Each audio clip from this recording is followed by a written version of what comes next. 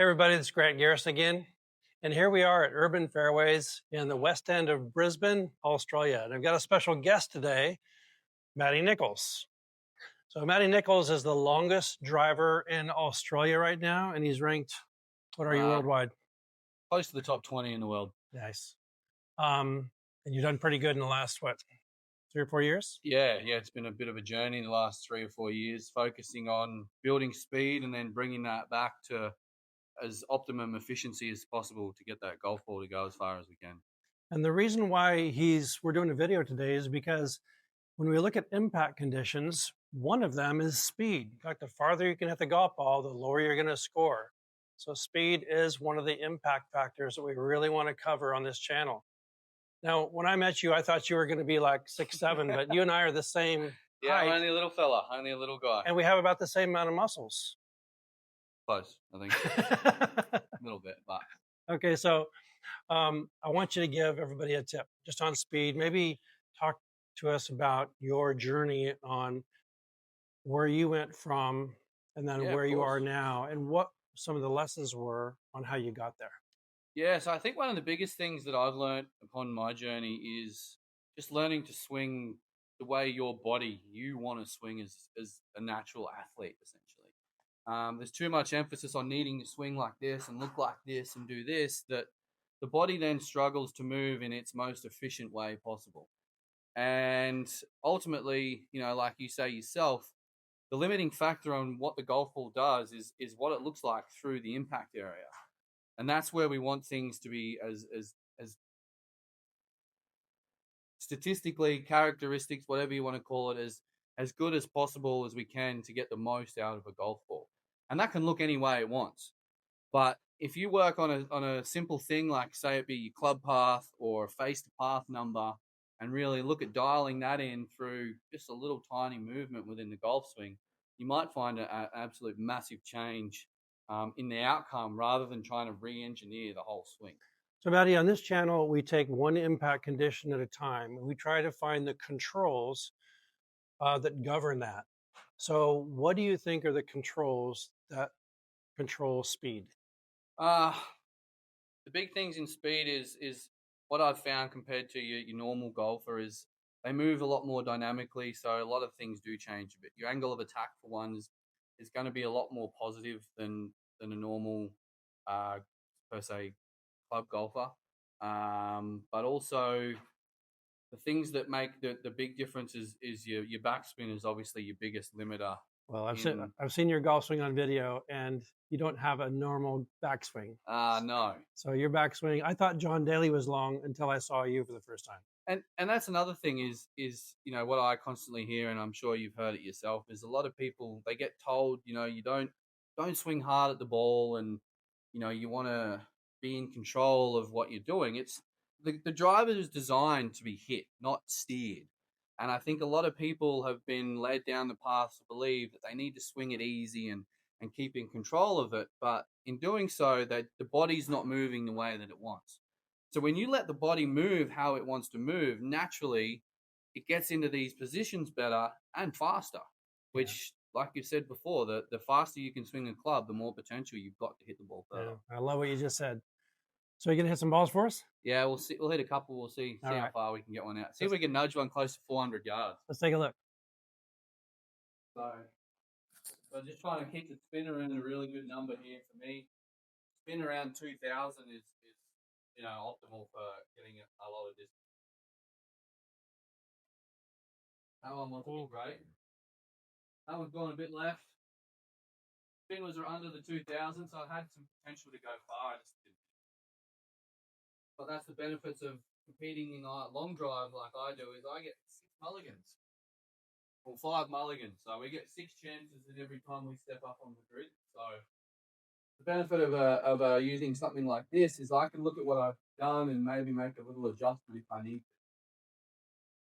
So that one was just a closed base. So I just need to hold the base a little bit better through the impact zone. A little bit better. Spin went up a bit. It was a bit low on the face. I'm saying that I'm still going, 350 yards. Miss for me. So is it fair to say that in a simulator gives you all your numbers, gives you your data. So every time you hit a shot, you're actually looking at your impact to find out what adjustments you need to make. Essentially, yes, but I'm hit that many shots now. I think I can feel what it's doing, but I can look at the data straight away and be able to tell for myself or somebody else just a little improvement that you can make that will make that massive difference. But in the heat of competition, I don't have that. You don't have that. It's feel. You don't have the access. I've hit that many balls. I could probably tell you where it's come off the face and what my face was doing by the feel. Yeah. And then you make the adjustment next. Yeah. So every shot is going to be a little bit better than the last one. Yeah, well, essentially. Because you know what impact changed. Yeah. So the impact on that was what I'm guessing is just a low heel with a shut face. Yeah. So now I just want to make sure that I'm finishing my follow through and I'll have way better contact. So it's really about your ability to correct, isn't it? 100%. Yeah. There you go. See another one. All right, let's get this one out there. Oh, there you go. Oh, that was hammered. That's a weird flight. Draw. Oh, see these draw out there. Yeah, 1,000 spin apparently on that one. Yeah, so 320 meters. Maybe a bit of a misread.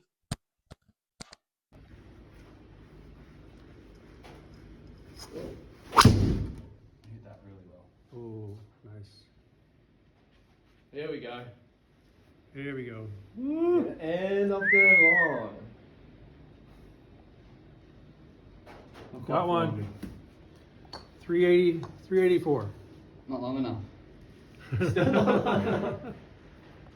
210. That was hard. Oh, that was the one if it was straight. That's hammered. If that's straight, That's carried 380. Wow. 400 yards. It was on the fairway. So that's better. Open tiny bit. Face open just a little bit. Last one at 380 with the face open. We're getting there. Oh, that's the one.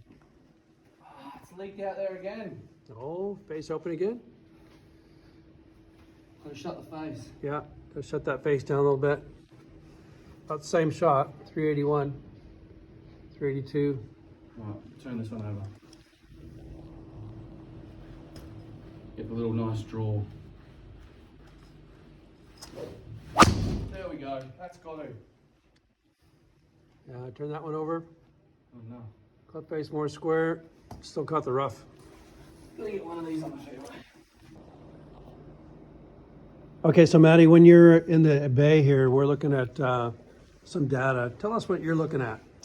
So I love everything on there except for the backspin number. So for me, that's just too low. And because that's so low, the ball just hasn't stayed in the air for as long as I would have liked, which is just reduced in a lot less carry.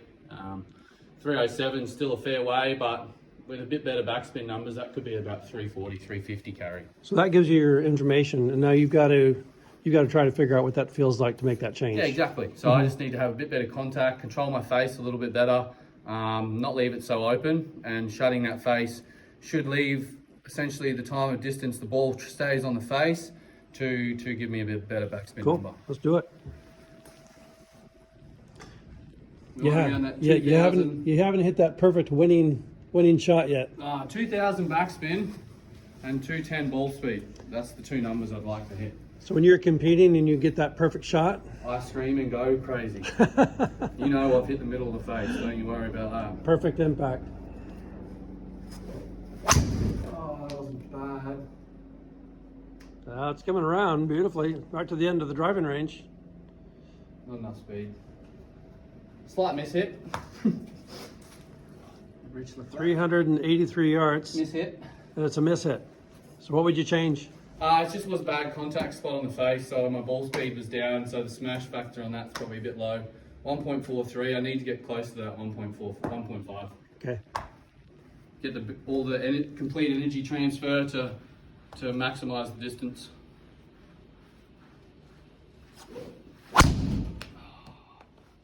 Let's do the right things. 210 ball speed, 2000 spin, 400 yards. Oh, it's got a chance.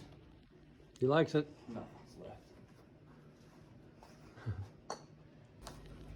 Hey, Matt, have you ever competed where you've missed the fairway every time? Yeah, 100%. Didn't have a qualifying shot? Yeah, it's stressful. Getting towards that 5th, 6th ball with no balls in play. But that's a time where you can't afford to take it easy because then you get out of sync again. So even though you're still looking for a ball, you've still got to make sure you're trying to hit it or you just won't line the body up. Nice to have that first one in there in the grid. It's so good. Yeah. That's why I have a few setups as well, because I can technically then switch to a lighter one that I might be able to swing faster and get further. Sure. Change the shaft profile a bit. This should help keep me a bit squarer.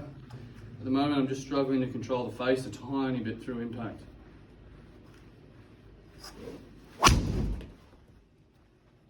Do you always play a draw? Yeah, because my club path's so positive, the draw is just a go-to. Don't get me wrong, that's one of the crazy things that people think as a draw goes further, it just doesn't. I'll try and hit a fade 400 yards here. Okay. Little adjustment. If I can hit the right numbers again, spin-wise and whatnot, there's no reason a fade still can't go 400 yards. So I'm just going to set myself up a little bit more open, swing, change my club path.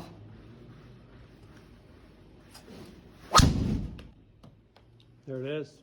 Beautiful fade. Just hasn't had enough height, but we'll give it another crack. Just didn't spin enough again. The same thing again, we'll try and play the little fade that with the right numbers, it's still got 400 yards in it. Oh, that's every chance in the book. Oh, solid straight. Oh, it's a long one. That's the one you've been waiting for. Oh, hello. Get out there. Come on. No! Come on. Oh, 397. Oh, Oh. well done. That's your best. Yeah, and that was a little fade, right? Well, you've been overcooking the draw, and then Yeah. you tried to hit a fade and hit it dead straight, and it was your longest. I'd love to see some of the other numbers on that. Yeah, swing path 0, face 0, side spin 1. Everything got neutral Yeah, that's very straight. by trying to play a fade, Yeah. getting your fade feel. Yeah, just swinging more neutral. Yeah. Well done. So, Matty, what's the biggest win you've ever had? A lot of Australian events. I've won plenty here in Australia. My 3rd place finish that I just had in Canada, that was my highlight of my career. To finish among the top 4 in the world was pretty good. And who'd you beat in Canada? So the world number 1 at the time, Colton Casto, he actually went out of bounds against me, unfortunately. So that puts the importance on a ball in play. And then I got beaten by Jack Smith, who is actually now the world number 1 in the semi-final, where I didn't hit a ball in play. So pressure got to me, maybe. Big stage. Okay, question for you, Matt. You've got the ball teed up higher than I ever would in my entire life. And I know that's a aspect of long driving. Does everybody out there that's competing long drive-wise, do they tee the ball up that high? It's just a reference to the angle of attack. So obviously mine's a lot more positive. So I need it to be higher because I'm hitting it on the up rather than along as a straight line or down on it. So the more you're hitting up, essentially just the higher you need it to make sure you're catching it at that point of the swing up. Yes. So how up is your angle of attack? At the moment it's about 10 degrees, I think. Yeah, which would be huge in golf. Yeah. Mhm. Ideally between 7 to 10 is my optimal window. Yeah.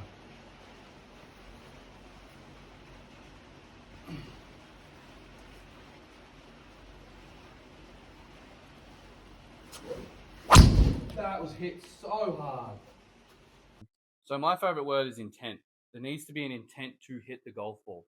Like I touched on earlier, if you have the intent to hit the ball that way, your potential to actually do that and make it go a long way is much better than if you're trying to slow things down and take it easy. If the intent's there and then you move freely, you're setting yourself up to hit it as far as you can. Nice. Well done. Thank you so much. Thank you, mate. All right. See you next time. Beautiful.